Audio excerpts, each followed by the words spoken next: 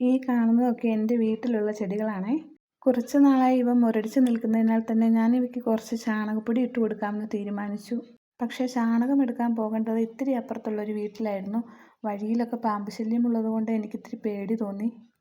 അങ്ങനെ ഇരുന്നപ്പോൾ എൻ്റെ ഒരു ഫ്രണ്ട് ഒരു ചേച്ചിയുടെ മെസ്സേജ് എനിക്ക് വന്നു. ആ ചേച്ചീനോട് ഞാൻ ഈ കാര്യം പറഞ്ഞപ്പോൾ ചേച്ചി എന്നോട് പറഞ്ഞു, പേടിയാണെങ്കിൽ പോകണ്ട, ഞാൻ കുറച്ച് ചാണകം സെറ്റാക്കി തരാമെന്ന്.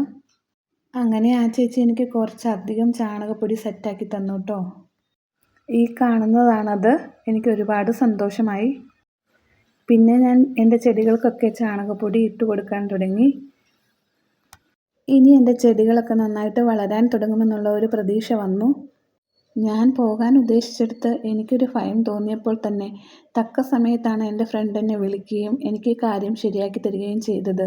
അപ്പോൾ എൻ്റെ മനസ്സിൽ ഒരുപാട് സന്തോഷം തോന്നുന്നു. കാരണം നമ്മുടെ മനസ്സിൻ്റെ വേദനകളും വിഷമങ്ങളും ആകുലതകളും ഒക്കെ അറിയുന്ന ഒരു ദൈവമുണ്ട്. ഞാനിതൊക്കെ പറയുമ്പോൾ ചിലർക്കെങ്കിലും ചിരി തോന്നാമായിരിക്കാം.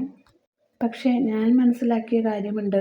നമ്മുടെ മനസ്സ് വേദനിക്കുന്ന അല്ലെങ്കിൽ നമ്മൾ ഭാരപ്പെടുന്ന ചില വേളകളിൽ എത്ര പെട്ടെന്നാണ് ദൈവം നമുക്ക് വേണ്ടി കാര്യങ്ങൾ നടത്തി തരുന്നത്.